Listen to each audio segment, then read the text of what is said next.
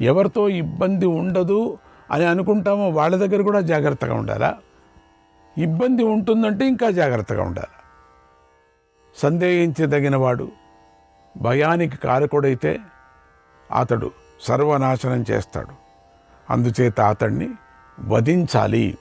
న విశ్వసేద విశ్వస్తే విశ్వస్తే నాతి విశ్వసేత్ విశ్వాసాద్ భయముత్పన్నం మూల్యాన్యపి నికృంతతి.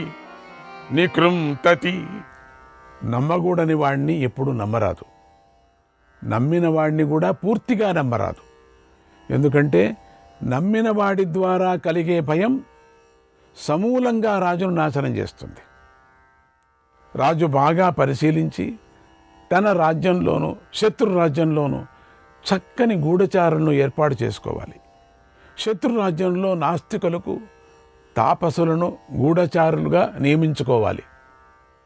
తాపసులు ఎక్కడ పడితే అక్కడ వెళ్ళొచ్చు, అందుకని వాళ్ళను గూఢచారులుగా చేసుకుంటే అనుమానం రాదు.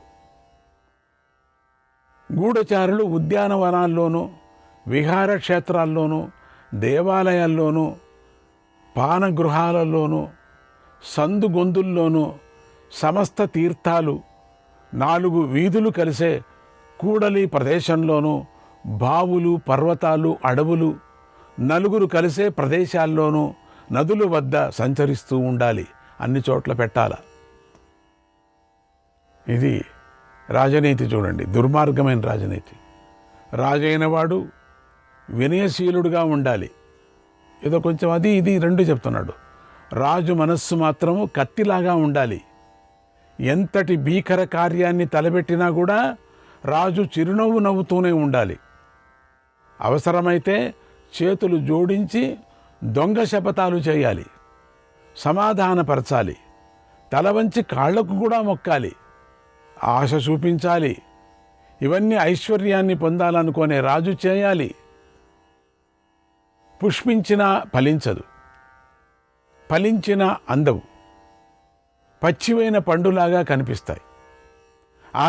అటువంటి వృక్షంలాగానే రాజు కూడా ప్రవర్తించాలి. ఎలాంటి పరిస్థితుల్లో కూడా తాను మాత్రం నష్టపోకుండా చూసుకోవాలి రాజా. నీతివేత్త అయిన రాజు నిండుగా పువ్వులు పూసి ఫలాలు లేని వృక్షంలాగా ఉండాలి. మాటలతోనే లోకులకు ఫలాశ చూపించాలి, దానిని నెరవేర్చుకోకుండా ఉండాలి. వృక్షానికి పండ్లు కాసినా దాని పైకెక్కి అందుకోవటానికి అతి కఠినంగా ఉండాలి. ప్రజల కోరికలు తీరకుండా తానే అడ్డంకులు పెట్టాలి, విఘ్నం కలిగించాలి, లేదా విపరీతమైన ఆలస్యం కలిగించాలి. పండ్లు పచ్చివిగా ఉండి చూడటానికి మాత్రం పక్వం చెందిన వాటిలాగా ఉండాలి. అంటే స్వార్థ సాధకుల దురాశ నెరవేరకుండా చూడాలి. రాజు మాత్రం నష్టపోకూడదు. అంటే తన ధనాన్ని ఖర్చు పెట్టి శత్రువులను పోషిస్తూ తాను ధనహీనుడైపోకూడదు. జాగ్రత్తగా ధర్మార్థ కామాలనేటువంటి 3 పురుషార్థాలను సేవించటంలో 3 బాధలు ఉంటాయి, 3 ఫలితాలు కూడా ఉంటాయి. ఫలితాలు శుభాన్ని కలిగిస్తాయి, కానీ బాధలను మాత్రం వదిలించుకోవాలి. అది ఎట్లయినా కానీ వదిలించుకోవాలి. ధర్మ మార్గాన్ని ఆచరిస్తున్న వాడికి అర్థకామాల ద్వారా బాధ కలుగుతుంది. కేవలం ధనాన్ని కోరుకునే వాడికి ధర్మకామాల ద్వారా పీడ కలుగుతుంది. కేవలం భోగాలను మాత్రమే కోరుకునే వాడికి ధర్మార్థాల ద్వారా బాధ కలుగుతుంది. ఈ 3 విధాల బాధల నుండి రాజు ప్రయత్నపూర్వకంగా తప్పించుకోవాలి. బాధ కలిగించని విధంగా పురుషార్థాలను సేవించాలి. అంటే 3ంటిని సమన్వయం చేసుకొని తగిన విధంగా అనుభవించటం వల్ల జీవితం సుఖప్రదమవుతుంది. రాజు అహంకారాన్ని విడిచిపెట్టి అందరితోనూ మధురంగా మాట్లాడుతూ ఉండాలి. అసూయ వదిలి అన్ని విషయాలను పరిశీలిస్తూ ఉండాలి.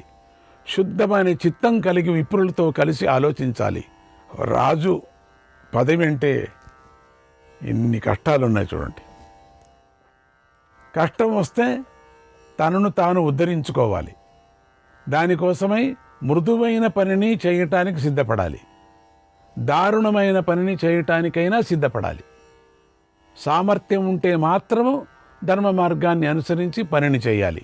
న సంశయ మనారుహ్య నరో భద్రాణి పశ్యతి సంశయం పునరారుహ్య యది జీవతి పశ్యతి. కష్టపడకుండా ఉన్నవాడు సుఖాలను పొందలేడు. ప్రాణాలు సంకటంలో పడినప్పుడు బ్రతికి బయటపడిన వాడే సుఖభోగాలను అనుభవించగలుగుతాడు. మనస్సు కలతపడిన వాడికి గతాన్ని గుర్తు చేస్తూ ఓదార్చాలి. దుర్బుద్ధి కలవాటికి భవిష్యత్తు మీద ఆశ చూపించి శాంతింపచేయాలి. పండితుడిని సమయానుకూలంగా సత్కరించి ఆదరించాలి. శత్రువుతో సంధి చేసుకొని పని పూర్తి అయ్యేటట్టుగా భావించి పడుకోకూడదు. అలా పడుకున్నవాడు చెట్టు కొమ్మపై నిద్రిస్తున్న వంటి వాడు పతనమైపోతాడు, క్రింద పడిపోతాడు అని తెలుసుకోవాలి. రాజుకు సరిగి నిద్ర ఉండదు అని అర్థం దీంట్లో తెలుస్తుంది. చెట్టు కొమ్మ చివురిలో కూర్చున్నవాడు భూమి మీద పడిన తర్వాత తన తెలివి తక్కువతనాన్ని తెలుసుకున్నట్లుగా శత్రువును విశ్వసించిన వాడు అతడి చేత మోసగించబడ్డాడని తెలుసుకొని సరైన మార్గంలో నడుస్తాడు. అదే కదా, రాజైన వాడు ఇతరులలోని దోషాలను ఎత్తి చూపించకూడదు.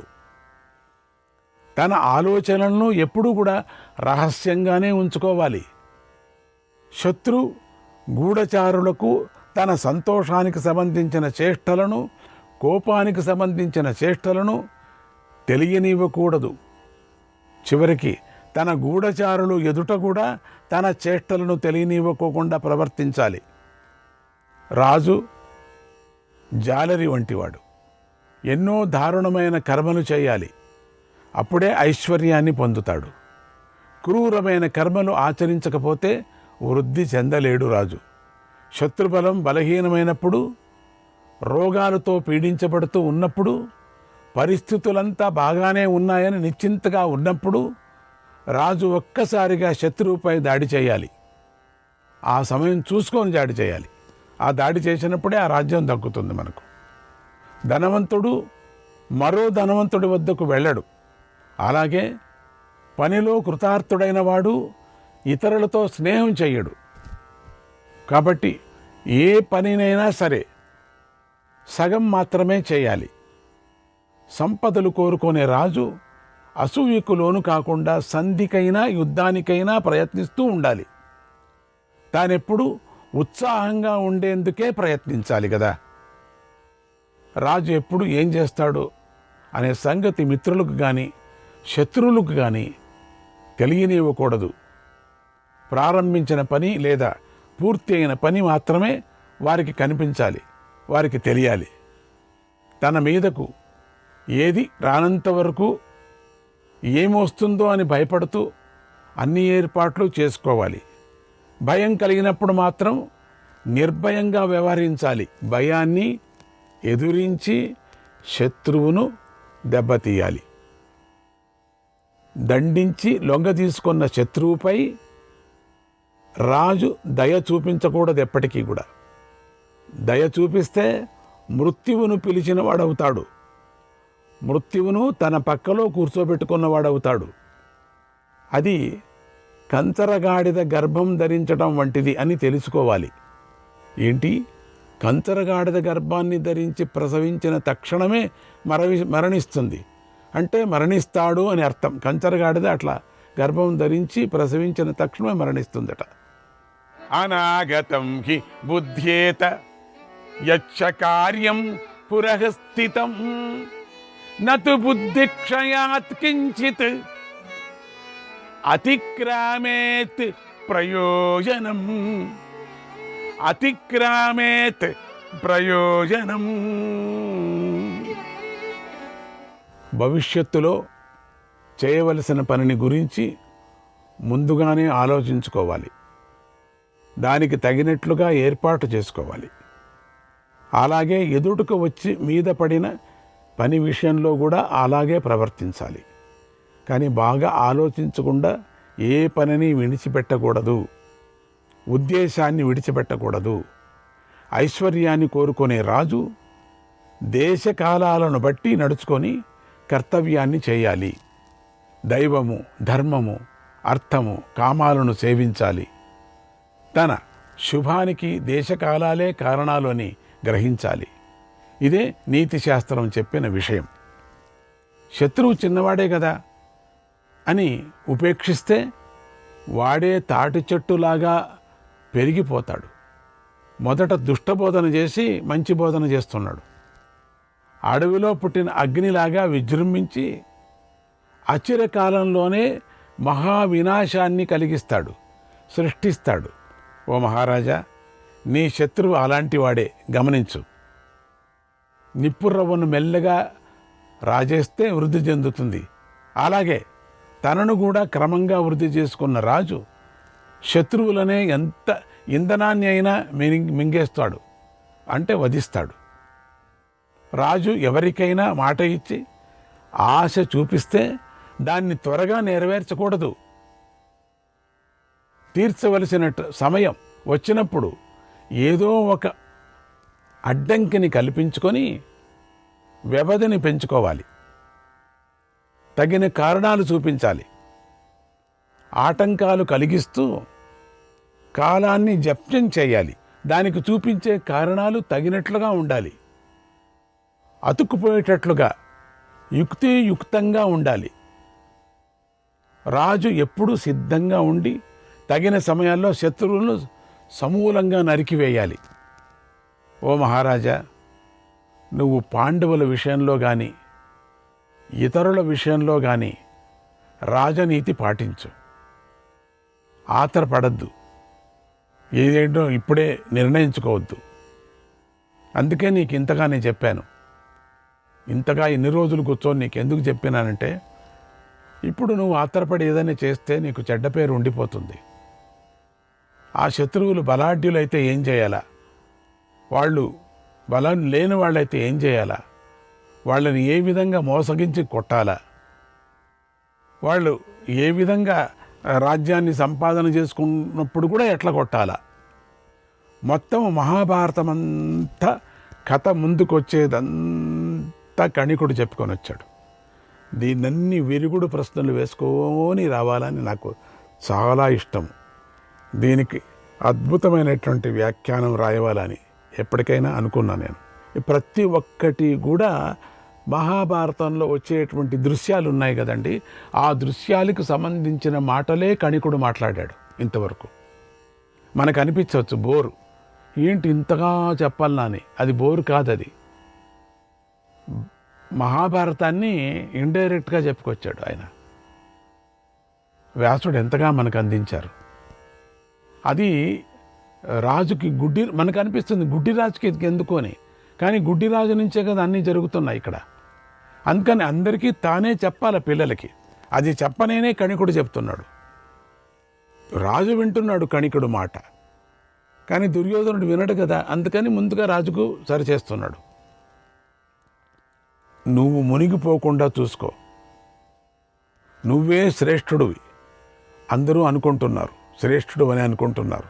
కనుక నువ్వు ఈ కుటిల నీతిలో పాండు కుమారుల నుండి నిన్ను రక్షించుకో. ఎంత కణికుడు చెప్పినటువంటి కుటిల నీతి దీని పేరు. కుటిల నీతి అంతా నూరి పోశాడు. దాంట్లో కొన్ని మంచి మాటలు ఉన్నప్పటికీ కూడా చివరిలో వచ్చేది చెడుతనాన్నే చూపించాడు అక్కడ. అంటే ధృతరాష్ట్రుడు ఎందుకు ఇంత చెడిపోయాడు అంటే, కణికుడు అటువంటి స్నేహితులు ఉన్నారు, మంత్రులు ఉన్నారు. ఇంత కణికుడు చెప్పింది విచారంగా ఈ కోతికి బోధలాగా చేసేశాడు. అద్భుతమైనటువంటి బోధ ఇది, నీతి బోధ. రాజులు ఎట్లా ఉండాలనేటువంటి బోధ ఇది. ఇదే పాండవుల ముందే వాళ్ళ మీద చెప్పింటే బాగుండేమో. భీముడి ముందు చెప్పింటే గదతో ఒక్కపారి కొట్టిపడేసేది కిందికి. కుటిల నీతి దీని పేరు, మంచినీతి కాదు ఇది.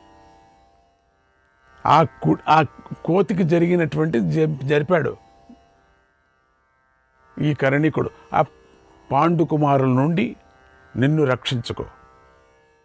నీ తమ్ముడి కొడుకులైనటువంటి పాండవులు చెడ్డవాళ్ళని చెప్పలే, అతి బలవంతులు. కాబట్టి భావి కాలంలో, ముందు కాలంలో, భవిష్యత్తులో కూడా పశ్చాత్తాపం పడకుండా ఉండాలంటే నేను చెప్పిన ఈ నీతిని పాటించు. బాగా నూరిపోసాడండి. ఇంకెవరేం చెప్పినా వినడు. అందుకే కృష్ణుడు వాళ్ళంతా వచ్చి ఏం చెప్పినా వినలేదు. కుటిల నీతితో వాళ్ళను చంపేదెట్లా అని ప్లాన్ చేసి ఆ పిల్లలకు బోధించాడు. తనలో ఉండిన మనసంతా ఆ పెద్ద కొడుకుకు బోధించాడు. ఆ దుర్యోధనాదులకు బోధించేశాడు మొత్తం. ఈ నీతి ప్రకారమే పనులు చెయ్యి, అందుకని చేసుకొని వచ్చాడు. మనకు అప్పుడప్పుడు అనిపిస్తుంది, ధృతరాష్ట్రుడి పని ఏమిటి ఇట్లా చేస్తున్నాడు. ధృతరాష్ట్రుడు ఇంత పెద్ద ఆయన, మీరు జ్ఞాపకం ఉందా మీకు? మర్చిపోయారా? వేదవ్యాస మహర్షి, ఓ ధృతరాష్ట్రుడా, ఈ మొదటి పిండము బాగలేదు, ఇది చూస్తే అపశకునాలు వస్తున్నాయి. ఈ పిండము చూసినప్పుడు, చేతిలో పట్టుకున్నప్పుడు దీన్ని నేను కాజేస్తానంటే పారేస్తా, దీన్ని నరికేస్తాను, దీన్ని ప్రాణం తీసేస్తానంటే ఇది అపశకునం, కురువంశానికే చాలా చెడ్డ పేరు తీసుకొస్తుంది. కురువంశాన్ని కొన్ని లక్షల మందిని చంపుతాడు అని అన్నప్పుడు నా మాట వినలేదు అని ముందుకు ఎప్పుడో చెప్తాడులేండి. మీరందరికీ మీ జ్ఞాపకం నేను చేస్తున్నాను. అప్పుడు ఒక్క మాట వినింటే, ఆ ఒక్కడు పెద్ద కొడుకు వెళ్ళిపోయింటే ఆ పెద్ద పిండము ఇంత జరిగేదే కాదు.